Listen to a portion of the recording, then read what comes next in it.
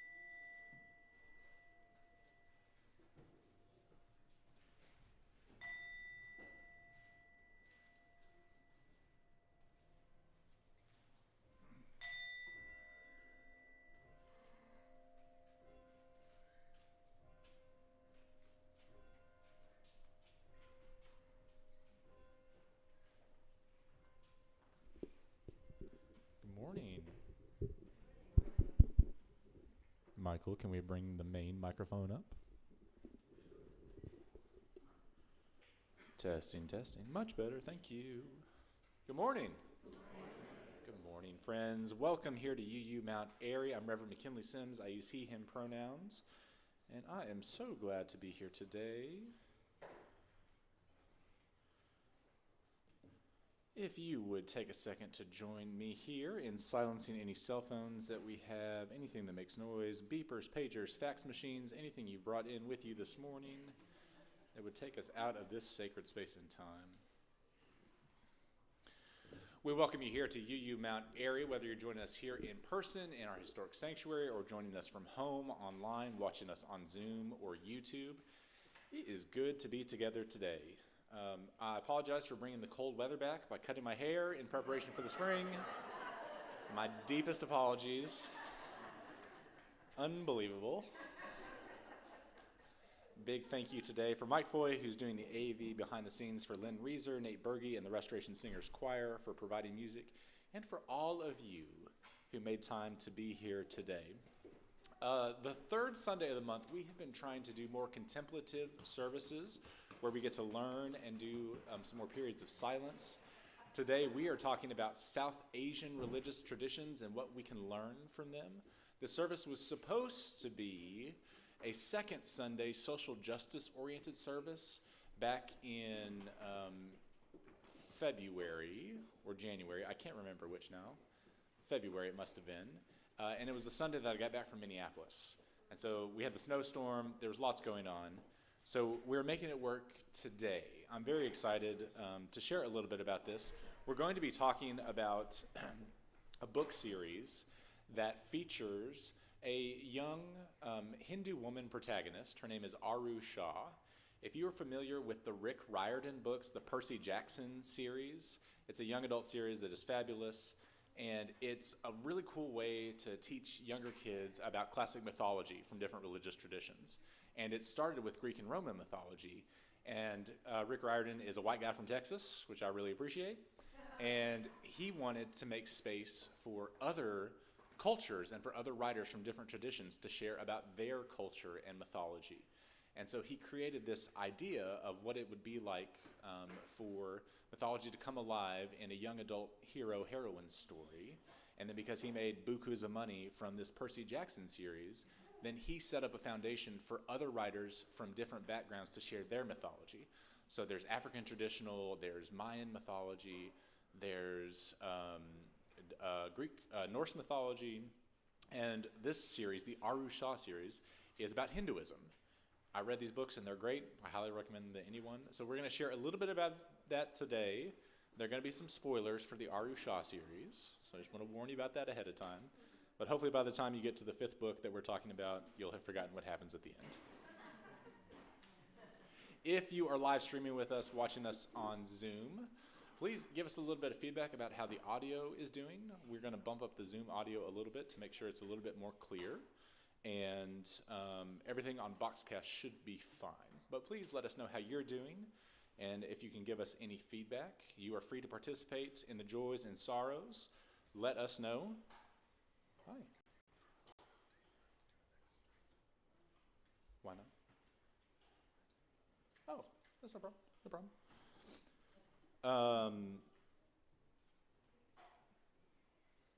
Sorry, I lost my train of thought. What were we just talking about? Joys and sorrows. If you're online, you can participate in Joys and Sorrows using the chat function. And please use the closed caption if you need help understanding my accent. Okay, we had a lot of do's and don'ts to get through today because it's a little bit of a redo of a service. We are talking about the UU value of pluralism, one of our new guiding values from our Article 2 of the Unitarian Universalist Association, that although Unitarians and Universalists come from the Christian traditions, we are a living tradition that draws from a very wide canon of spiritual text. And so thinking about our South Asian religious traditions that populate our UU communities, that's what we're talking about today. So we all have something to learn whether or not we practice meditation or have familiarity with some of these stories. With that, I'm going to invite you to settle in where you are. We like to start our services with a nice, easy breath together. So if you're here in the sanctuary, Roll your shoulders a little bit, wiggle your fingers, wiggle your toes, do whatever you need to do. Joining us online, please take a second to get comfortable where you are, and would you join me in taking a nice, easy breath in and out. In Unitarian Universalist congregations, we light a chalice that's the symbol of our faith. The chalice bowl that symbolizes community, and the chalice flame that symbolizes light, truth, and spirit. We invite you to light a candle wherever you are, as we do so here in the sanctuary. And if we have friends of any age who would like to come light a chalice with me, I would be happy for the help. Friends of any age who would like to come light a chalice? If not, I'll light it myself, no problem. We have words on the screen to light our chalice here in the sanctuary. If you would read along with me as we light our flame. We light this chalice.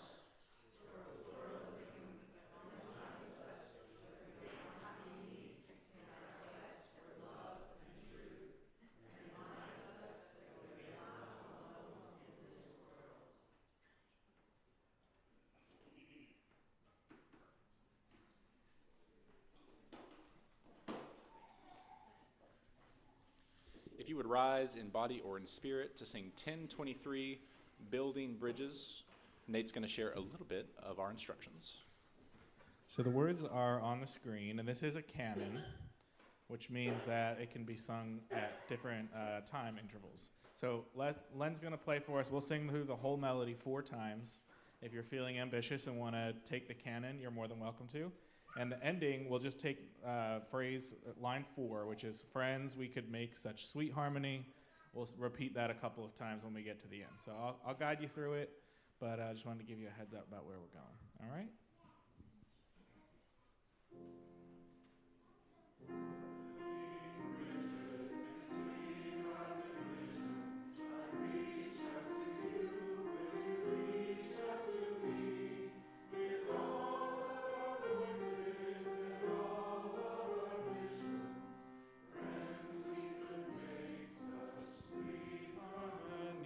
Repeat.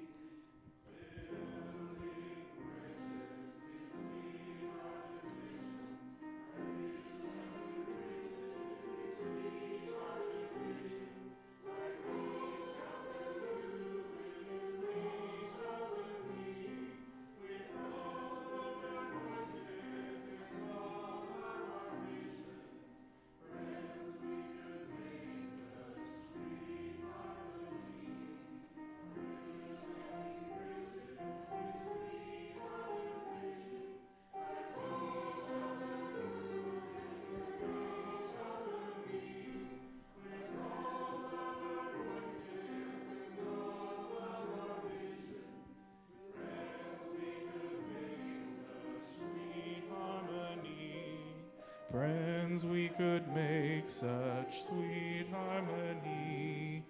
Friends, we could make such sweet harmony. Friends, we could make such sweet harmony. Friends, we could make such sweet harmony. Thank you. You sound wonderful. As we move deeper into our service, we lift up the mission of this congregation, which is building beloved community by embracing all souls and nurturing wholeness.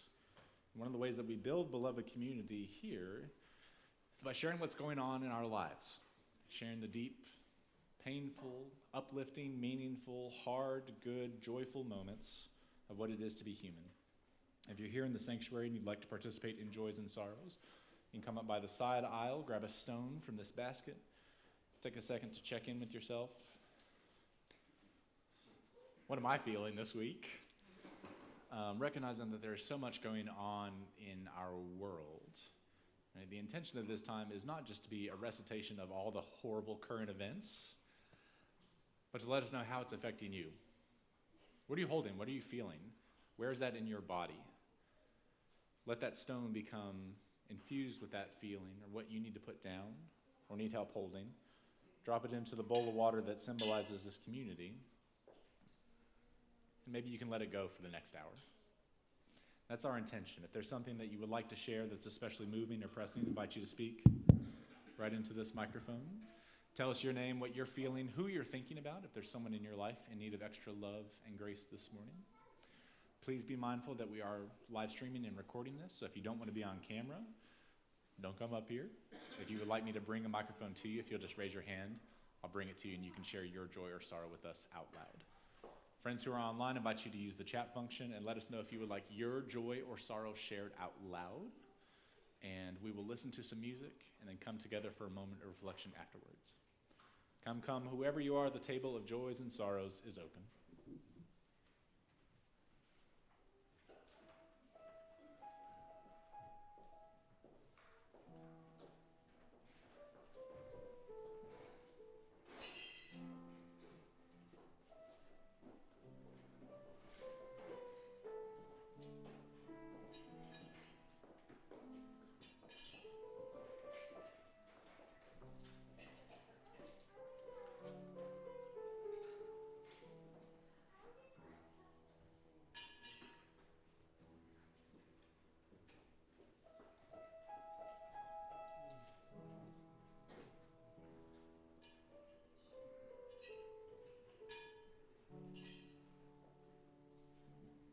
Morning.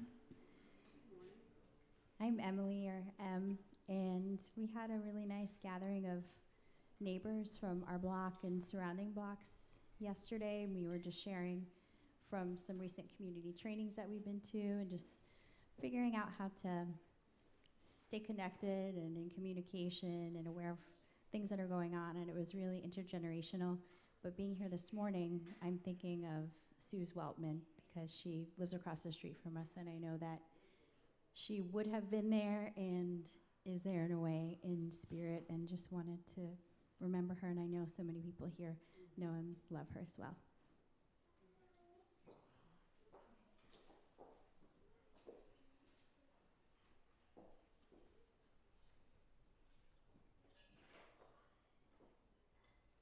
I'm Beth, and the answer is no, I can't do it. I did it for 2 days. I camped for one night, and 32 pounds is too much for me.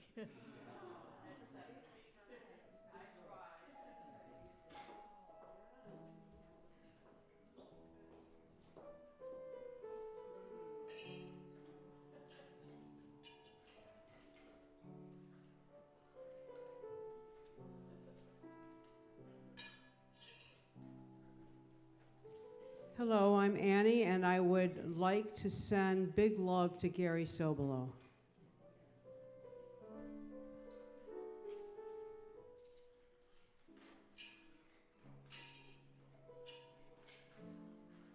Bernadette, and coming from an earth-based tradition, one of the things that I have shared with women in this congregation is croning ceremonies. So at a time of transition when women claim it, often at 65, coming into a place of giving back and claiming their wise womanhood, I was so gifted and honored last night for many from the Soul Circle and beyond to gift me with the croning ceremony. And so today I claim that I move forward as my new best wise woman.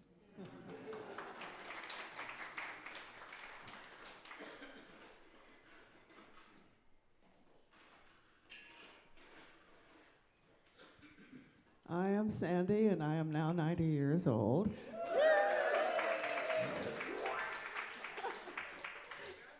Okay. And I want to thank everybody who might be here who sent me a card. There were a lot of people who aren't here today that did, and but they had other things they had to do, and they called me, so at least we got in touch. So I'm going into Stapley. Yeah. And that's 4.5 blocks from where I now live.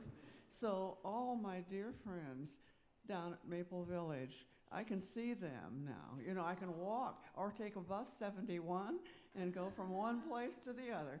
And it's going to be really a good move for me, I think, even though I do have to throw away or give away half of what I own. But no, it's, you know, you have to make sure that you can have a large enough space, but you can't have too much of a space because it does cost a lot. But it is okay, and it's just going to work out, I think, very nice. And I have good news to say that they have people there who work with doctors who are trying to find cures for what I have, which is a memory loss. And I'm hoping it works. Okay.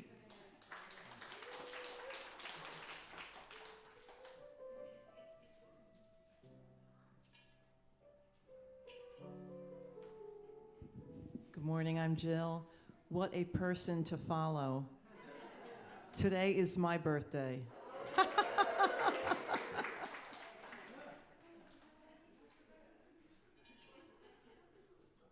Hi, I'm Linda. Just had a proud parent week because our youngest son, Jamie, was interviewed on a folk radio show. It did a great job.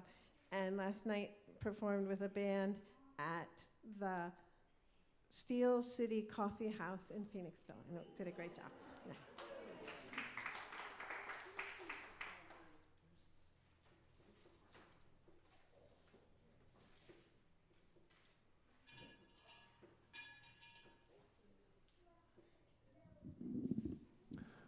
Hi, good morning. My name is Anam. Just real quick, I have a concern, a joy, and an addition, I suppose, which is joyful. My concern, please keep in your thoughts, meditations, prayers, my father-in-law, Charlie. He'll be returning shortly from a dual diagnosis facility in Arizona, where he's been for over a month. With memory loss, pre-dementia, other things going on. Joy, I want to say thanks to Bruce Pollock Johnson, his efforts. I was recently awarded an equity grant for the IA conference at Star Island this summer. I'm very excited about that, and thanks to Bruce for all his help because it was a little interesting there for a while. And yeah, and in addition, just kind of joyful. This has been kind of a many years long discussion for me, but I just wanted you all to know that I want to add, I have added they, them pronouns to me. So he, him, and they, them are both acceptable. So I just wanted to share that with all of you. I shared that with my wife, Chrissy, the other night. Thanks.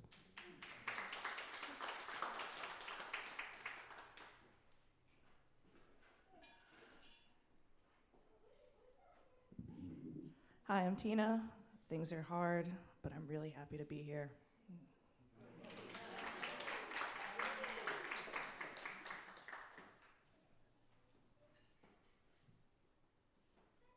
I'm Jane, and I'm relieved because the choir I'm in just had a concert last night.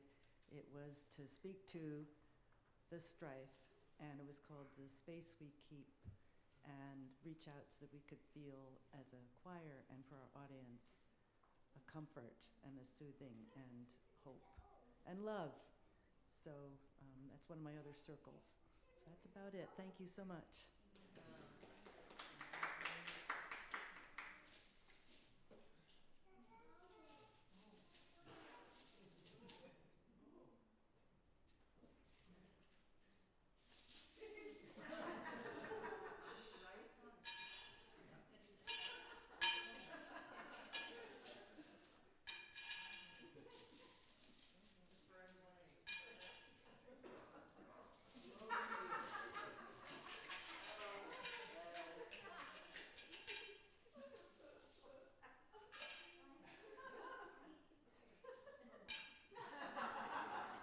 You'll know. You'll understand in a second. Thank you. I just want to say thank you for one. I'm glad to be here. It's the first time. I think this year for service I've been here, if I'm not mistaken. And I had what I thought wasn't a major surgery until I actually had the surgery, because I got rid of so much stuff. Besides physical stuff, I got rid of so much mental stuff. So kind of the mental stuff went in here now, and I'm not carrying it anymore. But I just want to reach out and say thank you for your prayers, those who came actually to see me, for all the meals, just so much support. I don't have cancer, just to let you know. I never had cancer. This is something I always wanted to do. I never liked my body. And I didn't grow up where I could talk about what was going on with me. But finally, I got a chance to do something about it. And it's just very uplifting, all I can say. So I feel really great and very honored to be able to share it right here with you and just say thank you again. So thank you. And that's what all those rocks are for.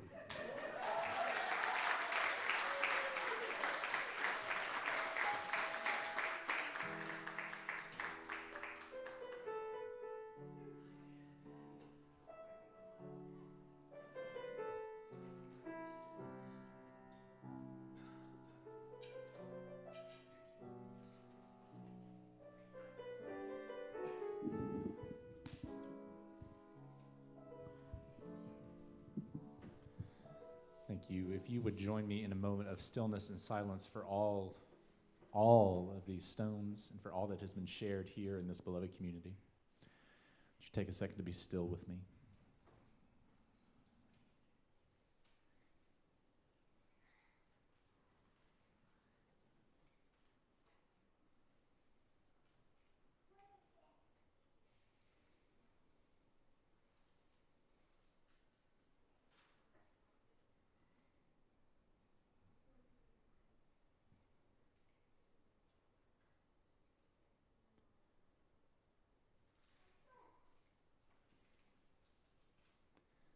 May we be filled with loving kindness. May we be well. May we be peaceful and at ease. May we be whole. Blessed be.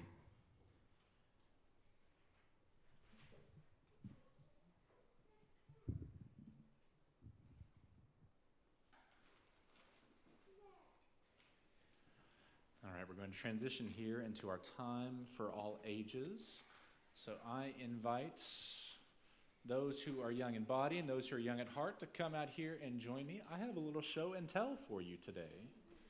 Come find a space. Good job, good job. Thank you, good job. Hi. Hi. Can you sit, please? Come on out. We have been learning the continents at my house, and we have been learning about countries that are in Asia. Here at UU Mount Airy, we draw from lots of religious traditions. So I was going to share with you a little bit about some of the religious traditions that may be new to some of us, or that you may have heard before. So I have a whiteboard like a good middle school teacher, and then I have some things to show you. So these are some symbols of a few different religious traditions that we're going to be talking about upstairs today.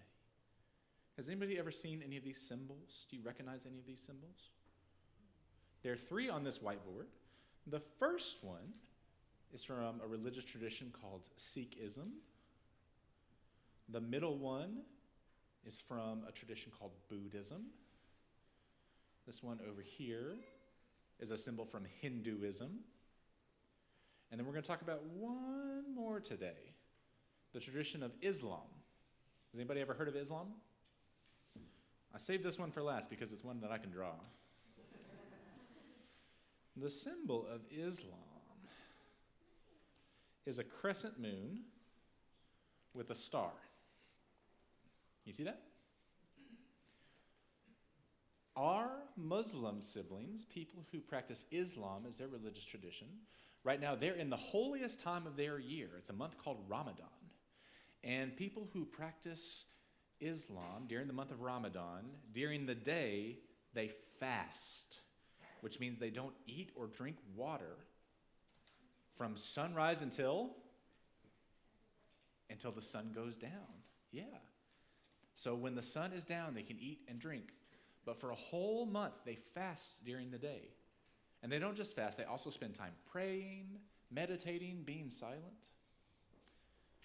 This is a very holy time. And I'm glad that during this month, for our Muslim siblings, is when we can talk about other ways that we can be spiritual during the day from lots of different religious traditions. Because lots of our Unitarian Universalist traditions also talk about what we do during the day, from sun up to sundown, and how we live our religion out in the world. So very quickly, I have a few things to show you from these different religious traditions. Anybody recognize this symbol? You see it on the board. Do you remember what tradition this one is from?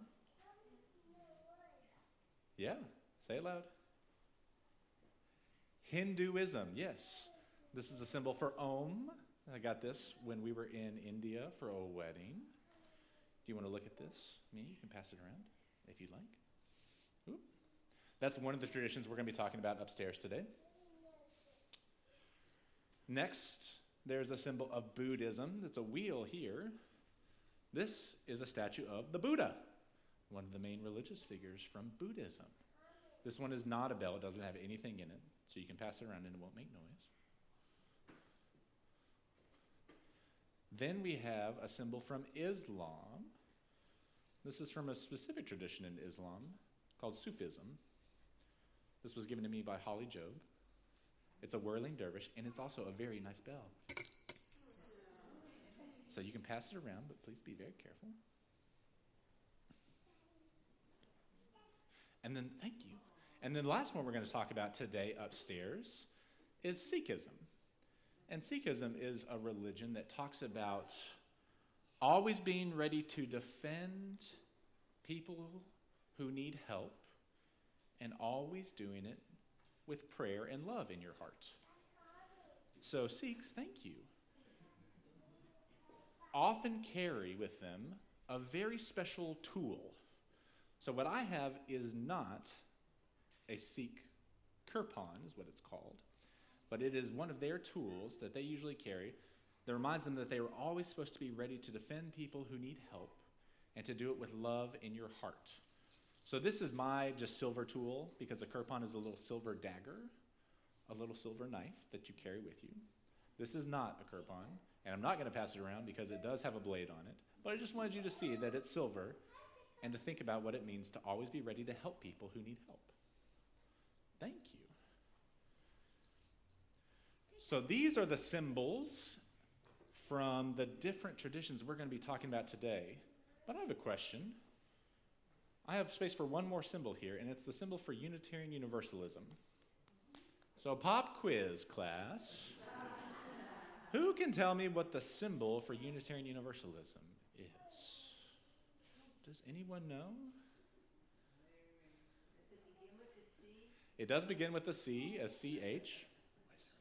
A chalice, the flaming chalice. So the flaming chalice has lots of different looks. I like to draw it like this.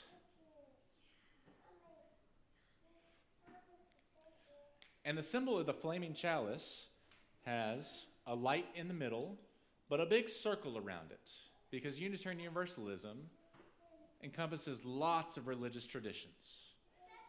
You can have lots of different religious traditions who get together under one roof, just like us. Not everyone who comes into this church has the same set of beliefs. We don't all pray or meditate in the same way, and that's one of the beautiful things about us. So we're going to learn more about some of these traditions up here while you guys go downstairs and have your lesson with Teacher Is. And we're going to learn about what pluralism means and how we can all have love in our hearts, no matter our religious tradition, from sun up to sundown, in honor of this holy month of Ramadan. Does that sound good? Can we all say together, amen? Amen. Amen. You guys did a great job. We're going to sing you off to your classes using the words that are on the screen. We'll see you after church. If you know the words, please sing along.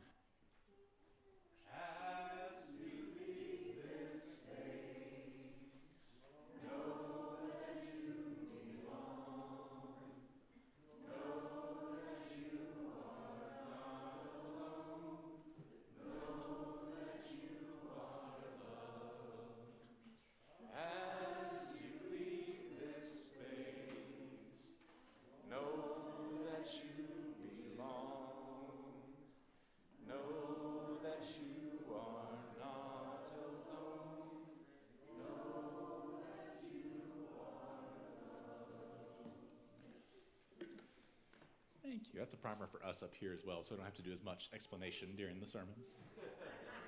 We're going to take up our offering here in the sanctuary. Those who are here in person, we're going to pass a plate around the sanctuary.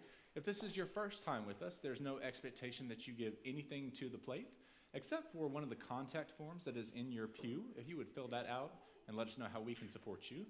But if you do choose to give something to the plate, it works a little bit differently here. It goes to two places. Anything that you put into the white envelopes that are in your pews and mark change for change, and any pocket change that you put into the plate goes towards a different social justice organization each month. This month, it is the Healing Hands Fund. More information is on the screen and in your order of service. So anything in the envelopes, any pocket change goes towards that group. Anything else you put into the plate goes towards the operating fund of this congregation. Friends who are online, you can follow the instructions and you get the same choices online to fill out there as well. The offering comes in lots of different forms. So we're going to pass the plate here in the sanctuary, then we'll hear from our choir. We invite you to give as you are willing and able. The offering will be given and gratefully received.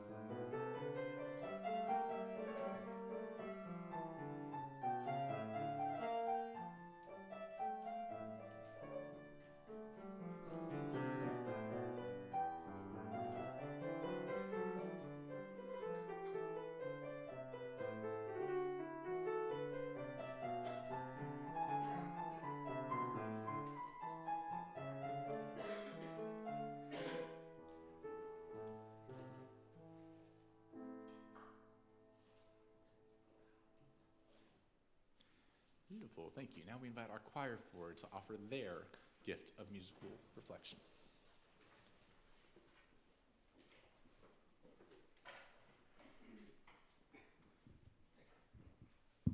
Hello again. So on Wednesday, we were going over this song, and we got into a conversation about why this song. And you'll notice the song is very decidedly happy. And given the state of the world and everything that we're carrying with us, we got into a discussion of why, how does this be part of our practice? And for me, I've been sitting with everything that's been happening with the bombings in Iran and genocide in Palestine, ICE, and then at the same time, daffodils are pushing up through the ground. And that's all part of our experience. These are the different layers and levels of spirituality. So for 2-ish minutes, I invite you to enjoy the whimsy. Let the music soak over you. The song says, "As long as love doth grant it, let us sing we and chant it." And that's the whole message, is just to, for a moment, allow the music to wash over you, allow that joy to fuel your resistance, and hopefully it meets you wherever you are this morning. So thank you. And thanks to Len for helping us out on piano, doing a great job as always. Super appreciative.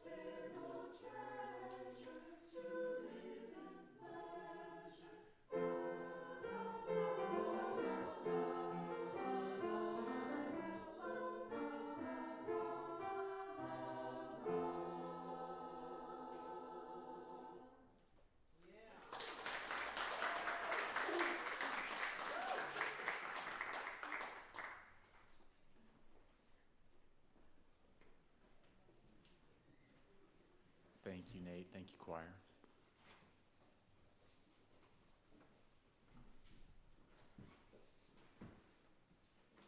Can we take another breath together?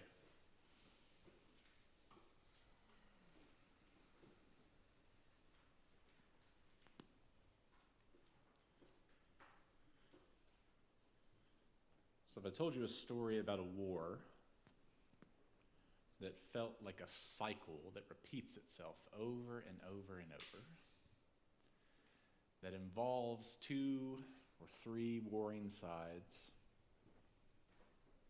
seeking a liquid of some kind that they build all their hopes and dreams around, rather than choosing to care for the people around them and their communities, they seek only to enrich themselves through seeking this liquid.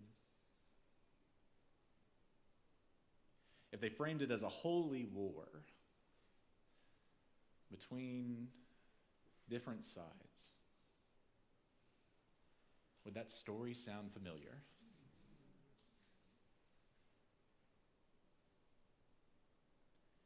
So in this children's book about a young girl named Aru Shah, that is the premise of the story, drawing from Hindu mythology that speaks to cycles of reincarnation and cycles of war. That's this book that I read that offers up this young girl named Aru, who is overactive, diagnosed with ADHD, and is struggling to find herself in the world. She constantly feels like she does not fit in, and she does not understand the world of adults. She doesn't understand why bad things happen and what she is called to do about it.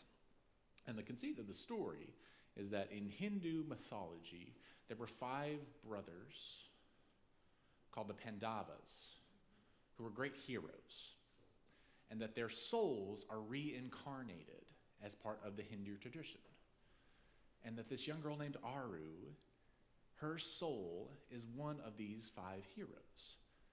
And so she is thrust into this story with this new destiny when she's just trying to figure out how to navigate puberty and boys and school. Now she has this mythical quest to go and quite literally save the world. Seeking something called the Nectar of Immortality, she's thrust into a war between demons on one side and the pantheon of Hindu gods on the other.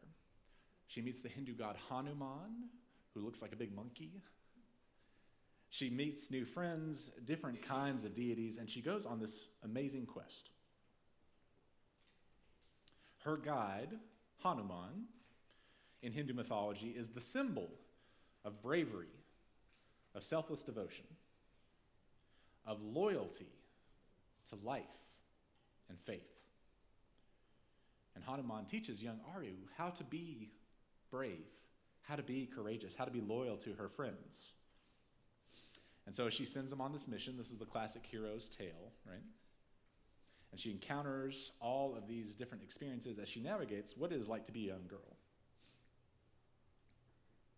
It can teach us a lot about our world, actually. Using children's fantasy literature as scripture is something that is not just for UU congregations to do, believe it or not. That we actually do this in other traditions as well. When we draw on our pluralism as a faith, we are asked to stretch our wings a little bit, to stretch our comfort level, to learn, to engage, and perhaps to grow. Right? We are invited to go on the hero's quest as well when we step into these doors. I don't know if you knew that or not. That we are inviting you to go on a journey and to perhaps change, grow, find transformation through challenges, through meeting of people who are different than yourself, and through finding what speaks to you, what speaks to us in our deepest values, from our religious traditions, from our moral traditions. What I have found is that when we engage in this act of pluralism, we are energized by the differences that we find in each other, but we are also grounded by what is held in common, right? When we talk about the values of Unitarian Universalism, justice, equity, transformation, pluralism, interdependence, and generosity, with love at the center. These are not just flowery words, right? They're real things that we feel, that we engage with. And if we let them, they can transform us. So as Aru Shah goes on her hero's journey, and we go on our little journey here, I want to invite some of the other characters that we might meet along the way, and some traditions that might speak to each other and speak to us here in these days. In times of war and genocide, times of rising anti-Semitism and Islamophobia, in times of federal occupation in places like Vermont now, Chicago, Minneapolis. What are we called to do? How are we called to respond? You may remember the first thing that we were invited to learn in times like these, when people are asking, what are we going to do? What are we going to do? What are we going to do? My response has been, well, what we're not going to do is panic. We're going to pause, we're going to orient, we're going to reflect, we're going to learn, we're going to grow and build our capacity to be resilient, to be people of faith. So South Asian traditions have a lot to teach us about this. Many of us, I'm sure, are familiar with Mahatma Gandhi and the work of nonviolence that influenced Dr. King and others as part of the civil rights movement. But we may not be as familiar with some of the spiritual underpinnings of that philosophy of nonviolence, right? That Gandhi grew up in a time of British Empire in India, and rather than seeking to violently overthrow an empire using the tools of the empire against them, Gandhi and others embarked on this pilgrimage of nonviolence that was based not only in fighting against empire in ways that they could not understand, but it was not based in a hatred of the people of the empire. Gandhi was quoted as saying, I hate empire. I also hate the caste system of Hinduism that makes some people untouchable, right? That's its own kind of evil. But I have love for the people who are affected by these systems. And I have to be rooted in that love. Love has to be at the center. It's not a direct quote now, sorry. Love has to be at the center of this nonviolent resistance, or I risk becoming the oppressor myself, right? If hatred or if anger is at the core of our work, if we are not doing the inner work of transforming that stuff that we hold on to and finding a way to grow it into something more sustainable, something that's rooted in love, then we are bound to fail. And if we're working towards systemic change that takes profound dedication, deep thinking, strategizing, and patience, if what we're not going to do is panic, and what we are going to do is try to build something better, that has to be rooted in love.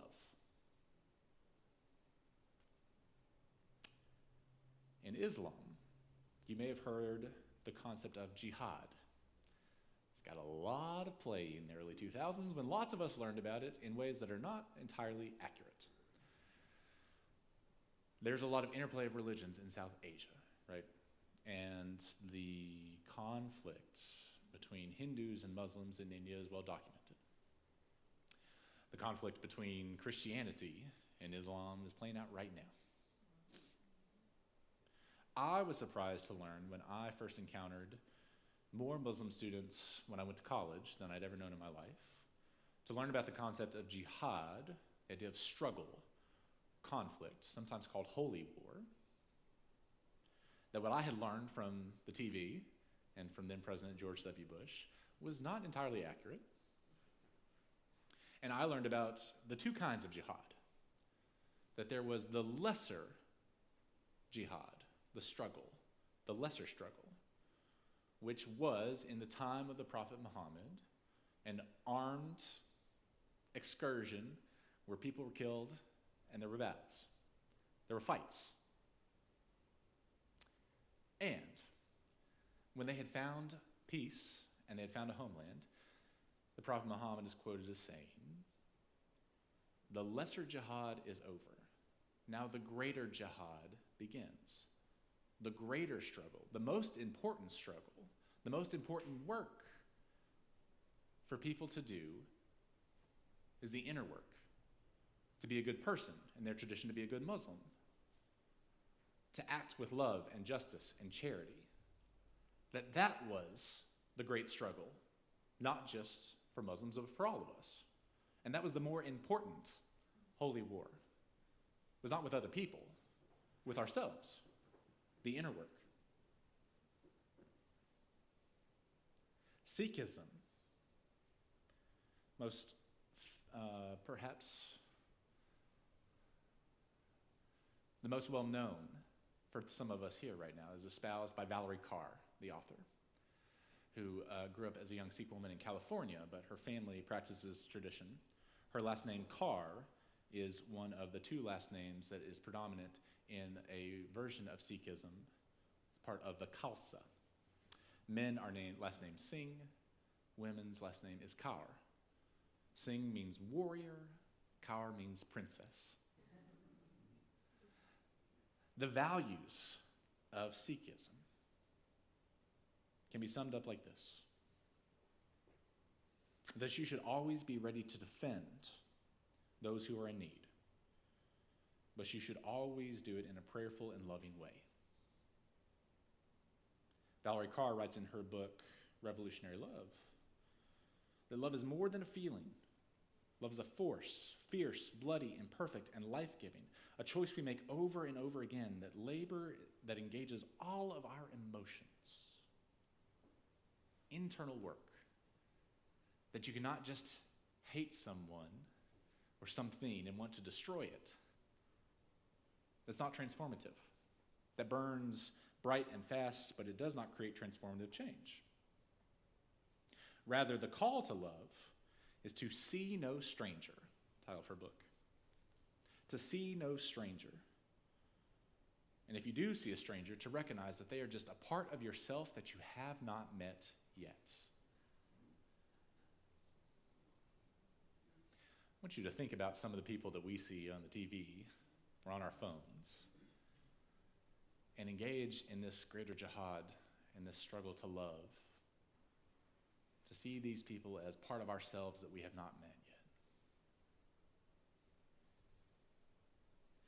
Because I talk a big game about the inherent worth and dignity of all people, and that all of us are loved and worthy of love. And I have to admit that there are people who challenge that view. And it can be really hard for me to respond with love when it is so easy to feel angry, to feel conflict inside, to even feel hate. That is a part of what it is to be human.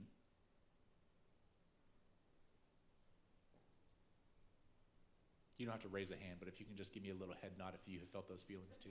Okay, just so I know I'm not alone.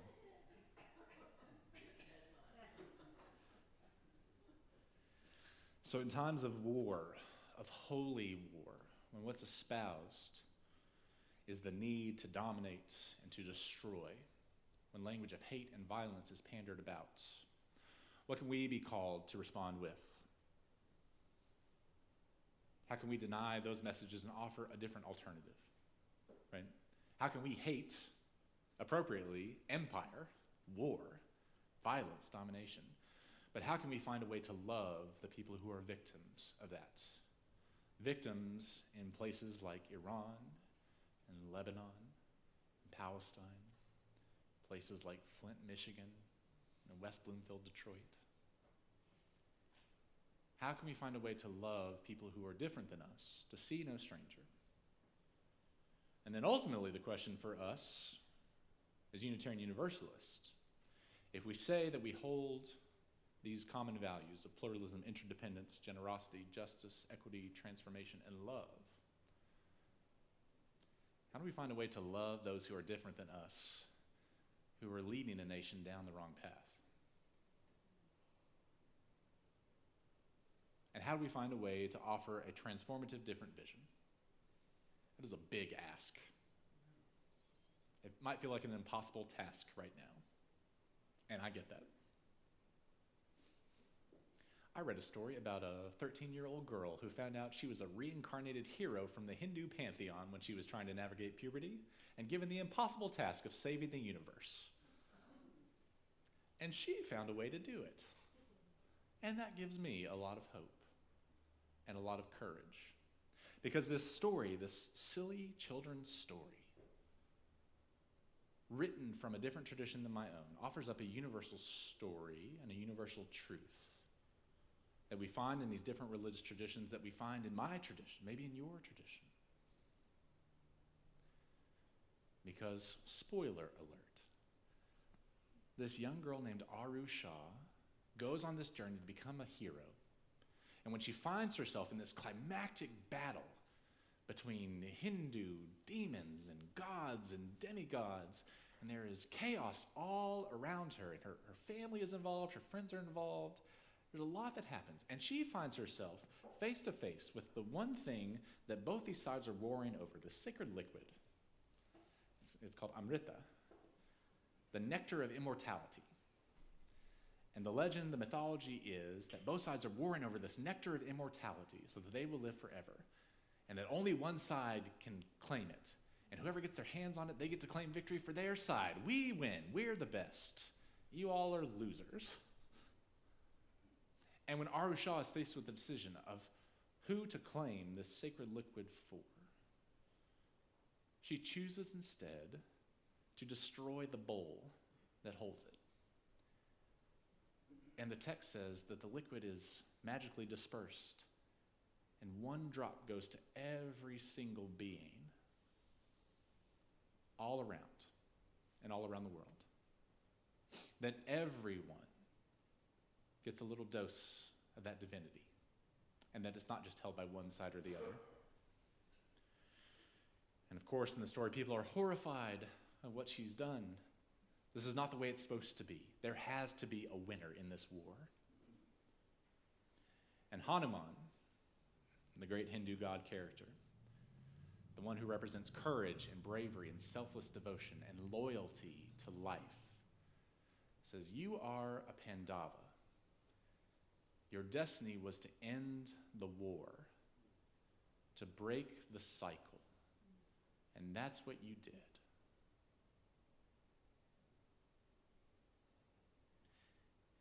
In Buddhist tradition and philosophy, we talk about the universality of suffering, the cycle of suffering, that is something that everyone recognizes and understands. And the flip side of that is that there's a path to end that suffering, to break that cycle, that is available to everyone. That we might all encounter a little dose of that divinity that can break the cycle of war and violence and hatred, and the lie that there can only be one winner. And the way to do that is not for us all to be heroes who carry silver daggers and go out and fight, but to do the internal work, to ask what it means to put love at the center. Not just the center of what we do, not just putting love here into the center, but putting love here in the center, rather than any of these other poisons that are being offered to us.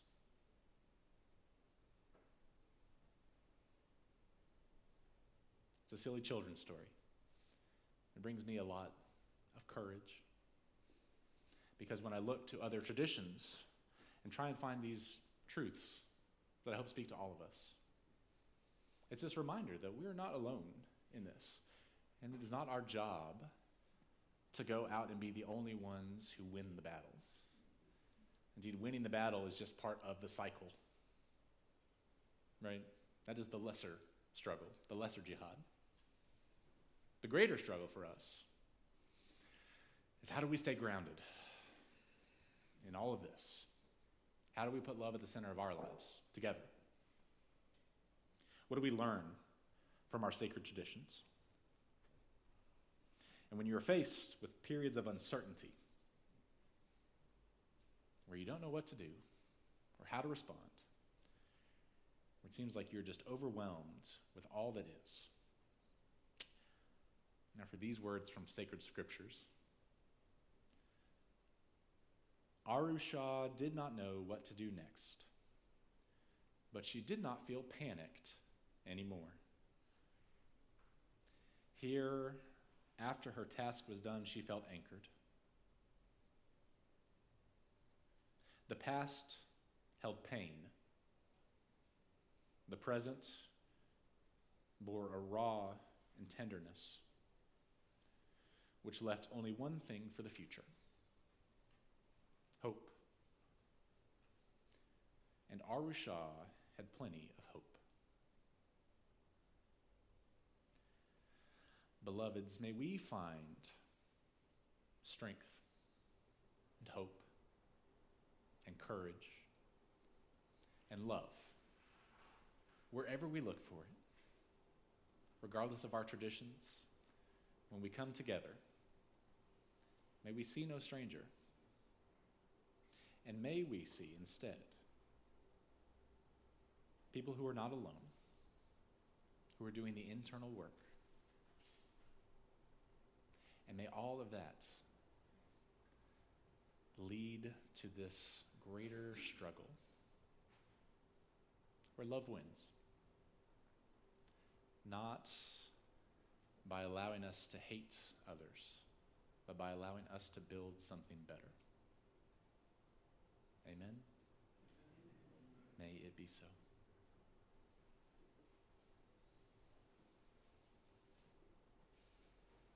I invite you to remain seated.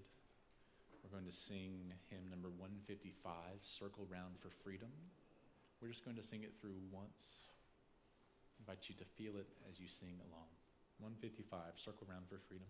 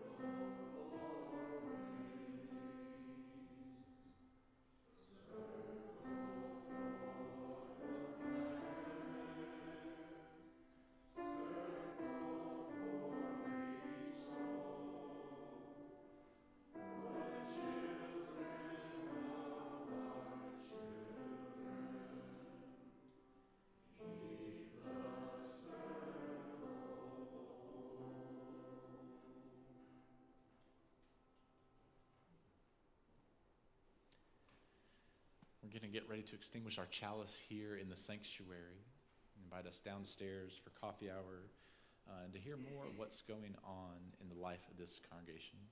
Especially meaningful today, we are going to hear a little bit from our UUs for Justice in the Middle East group, celebrating an anniversary. Work is more important now than ever, so if you are here and want to come down to coffee hour, I invite you to hear more of what's going on from them and find out how you might want to be involved. Friends who are on Zoom, we invite you to check in afterwards, and then please let me know if there's anything I can do for you. When there's lots of things going on like this, it's easy to forget that my job is also to be with you, to hear from you, to listen to you, to offer what advice I can. So while, yes, I am busy, what I love to get to do is have coffee or tea and hear what's going on in your life. So please reach out if there's something you would like to talk about, or if we can take a walk once the weather gets better. I would greatly appreciate that. We all need each other, friends, now more than ever. We're going to extinguish our chalice with the words from the Reverend Elizabeth Sell Jones. I invite you to read them out loud here in the sanctuary with me. We extinguish this flame.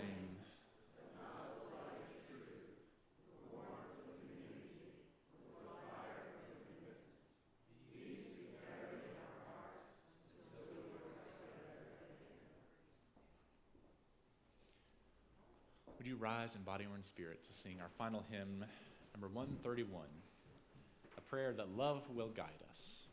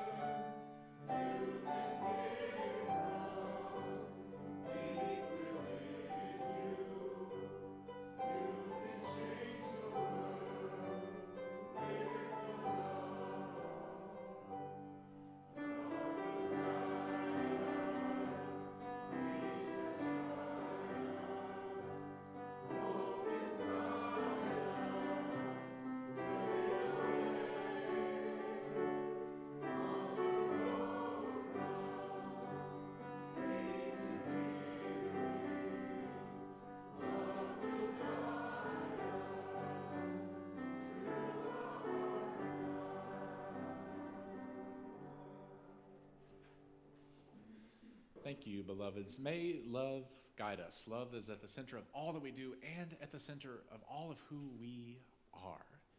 May we remember that the great struggle is to not forget who we are in a world that does not make sense. May love guide us now and evermore. Amen. Let us go in peace, friends. Thank you.